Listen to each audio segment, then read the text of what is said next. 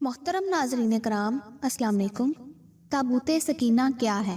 हजरत आदम अलैहिस्सलाम के लिए आसमान से उतारे जाने वाले ताबूत सकीना इस वक्त किसके पास है और उस संदूक में क्या कुछ है? पूरी दुनिया के यहूदी आज भी इस संदूक को तलाश करते फिर रहे हैं, लेकिन अभी तक क्यों नाकाम है? ये संदूक यहूदियों के लिए जिंदगी और मौत का मसला क्यों बना है? यहूदी इस संदूक का क्या करना चाहते हैं? यही हमारी आज की वीडियो का मौजू होगा।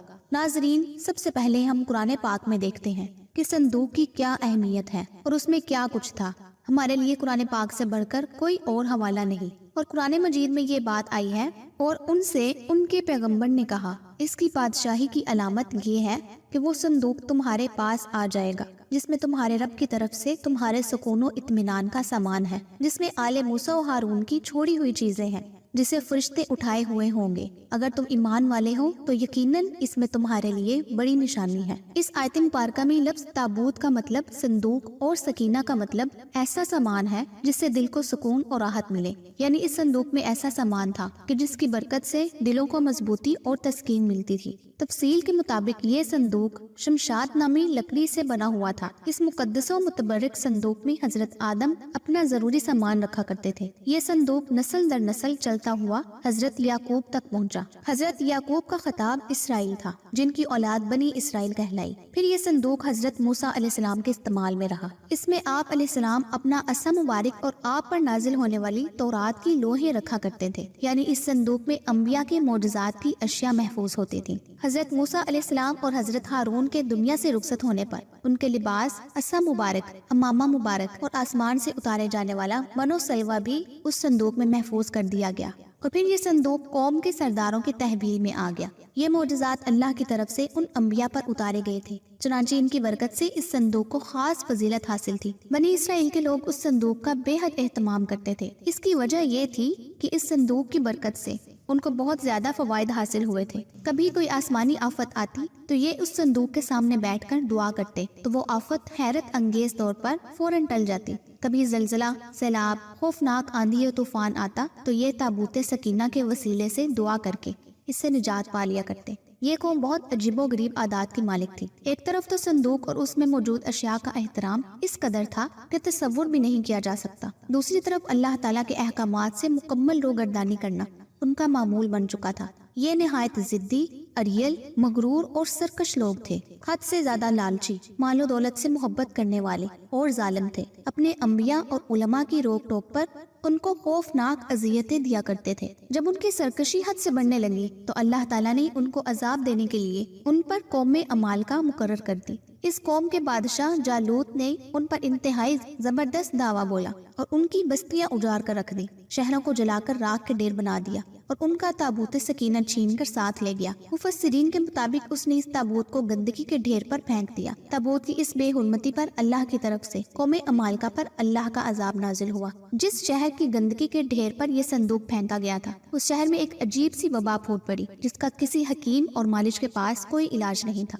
लोग बड़ी तेजी से लुकमा अजल बनने लगे। लोग परेशान होकर हाकिम शहर के पास पहुंचे। उसने कहानों को जमा किया और उनसे उस अजाब की वजह मालूम की। कहानों ने हिसाब लगाकर बताया कि इस अजाब की वजह ताबूत सकीना की शदीद बेहुरमती है। वो लोग इस संदूक को बनी इसराइल को किसी सूरत में वापस नहीं करना चाहते थे। चुनांचे ये संदूक एक दूसरे शहर में पहुंचा दिया गया। हैरत अंगेज तौर पर संदूक पहुंचाने के बाद इस शहर में भी वही खौफनाक मर्ज फूट पड़ा और हजारों की तादाद में रोजाना इंसान मरने लगे। कहा जाता है इस संदूक की वजह से इस कौम के 5 शहर मुकम्मल तौर पर तबाह हो गए थे। मुख्तलिफ आफात और अमराज ने इस कौम को अपनी लपेट में ले लिया था।